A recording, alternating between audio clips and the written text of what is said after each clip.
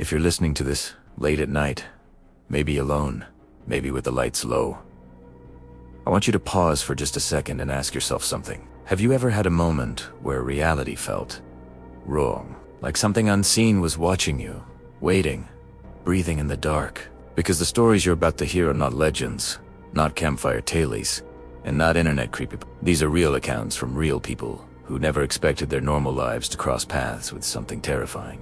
And once you hear what happened to them, you may never feel completely alone again. Before we go any further, take a quick moment to like this video and subscribe to Bullion Alert HQ.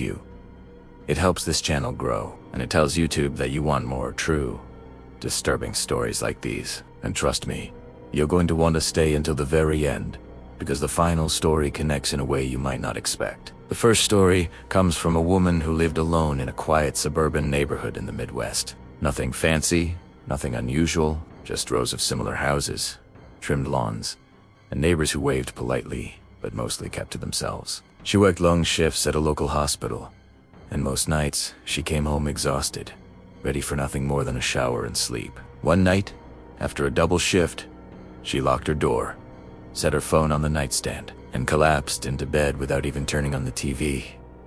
Sometime after midnight, she woke up suddenly. No sound, no nightmare, just that strange feeling you get when your body wakes up before your mind does. Her bedroom was dark, except for the faint glow of her phone screen lighting up the ceiling. She reached over, thinking she had received a message, but there was nothing there. No notification, no missed call. Still, the glow continued, pulsing softly like it was reacting to something. She sat up, and that's when she heard it. Breathing.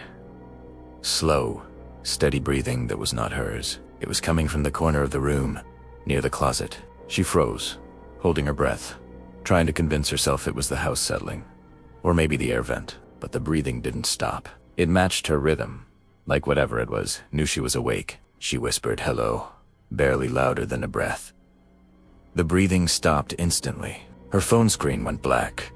At the same moment, the room was completely silent again. She stayed frozen for nearly an hour, afraid that even the smallest movement would bring the sound back. Eventually, exhaustion pulled her under, and she fell asleep with the lights still off. The next morning, she found muddy footprints on a bedroom carpet. Bare footprints, leading from the closet to the side of her bed, and stopping right where her face had been. She called the police.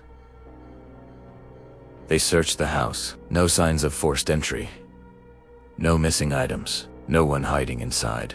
The officer suggested it might have been a dream, maybe stress.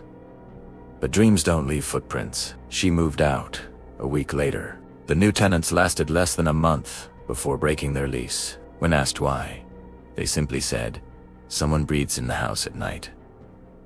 The second story begins with a road the locals avoided after dark. It cut through a stretch of dense forest in rural Pennsylvania, connecting to small towns. During the day, it looked harmless enough, but at night, it became something else entirely. A man named Eric drove that road every evening after work because it saved him nearly 20 minutes. He had heard the rumors, of course. People said cars stalled for no reason. People said they saw shapes moving between the trees.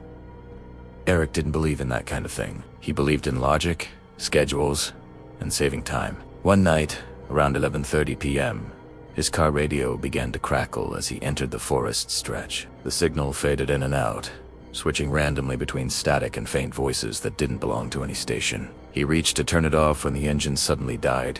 The headlights stayed on, but the dashboard went dark. His phone had no signal. He tried the ignition again and again. Nothing. Then he saw someone standing in the road ahead. At first, he thought it was a stranded driver. The figure didn't move, just stood there, facing him, slightly hunched. Eric flashed his headlights, trying to signal. The figure slowly raised its head. The face reflected the light in a way that made his stomach drop. The eyes were too reflective, too white, and the mouth stretched into a smile that didn't look human. Eric locked his doors instinctively. The figure began to walk toward the car. Not fast, not slow, just steady. Each step felt deliberate, like it knew he couldn't escape. When it reached the hood of his car, it leaned forward and pressed its face against the windshield. The glass fogged instantly, and words began to form in the condensation. "You stopped where you should not." Eric screamed and slammed the steering wheel. The engine roared back to life suddenly, as if nothing had ever been wrong. He didn't hesitate. He sped forward, the figure vanishing the moment the car moved. He didn't slow down until he reached the edge of town. The next day, he returned with a friend in daylight. There were no skid marks, no footprints, no sign of anything unusual, but carved into a tree beside the road were deep scratches, like someone had dragged long nails through the bark, and beneath them, etched crudely, were the same words from the windshield. The final story is the most disturbing, not because of what happened in the moment, but because of what followed afterward. A college student named Rachel rented a small apartment near campus. Old building, thin walls, the kind of place where you hear your neighbors cough or walk around at night. At first, the sounds didn't bother her, but after a few weeks, she noticed something strange. Every night at exactly 17 a.m., she heard someone knock on her bedroom wall. 3 slow knocks.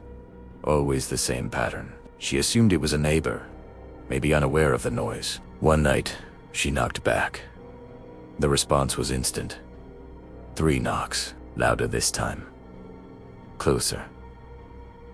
Rachel laughed it off at first, even recorded it on her phone as a joke. But the knocking didn't stop. It happened every night, and slowly, it began to change. The knocks moved. Sometimes from the wall, sometimes from the ceiling, sometimes from the floor beneath her bed, always at those 17 a.m. She complained to the landlord. He told her the apartment next to hers was empty, had been for months. One night, she decided to stay awake and confront it. She sat on her bed, phone recording, eyes fixed on the wall. 2:16 a.m. passed, then 2:17. 3 knocks echoed through the room, so loud the wall vibrated. She shouted, demanding whoever it was to stop. The knocking moved again, this time from inside her closet. Her closet door slowly creaked open. Inside was nothing but darkness. No shelves, no clothes. Just a space that felt deeper than it should have been. From inside that darkness, a voice whispered her name. Not loud, not aggressive, just familiar enough to make her step closer. She moved out the next day. Months later, she received an email from the landlord. He asked if she had experienced anything unusual in the apartment. When she asked why, he told her the building was being renovated. They had knocked down the wall between her unit and the next one. There had never been another apartment there. If you're still listening, I want you to tell me in the comments which story disturbed you the most and why. Your comments help this channel reach more people who love true horror stories like these. And if you know someone who listens to scary stories at night, share this video with them. You never know how close these experiences might hit to home. Thank you for listening to ShadowInk Horror. Lock your doors tonight, and if you hear knocking, don't answer.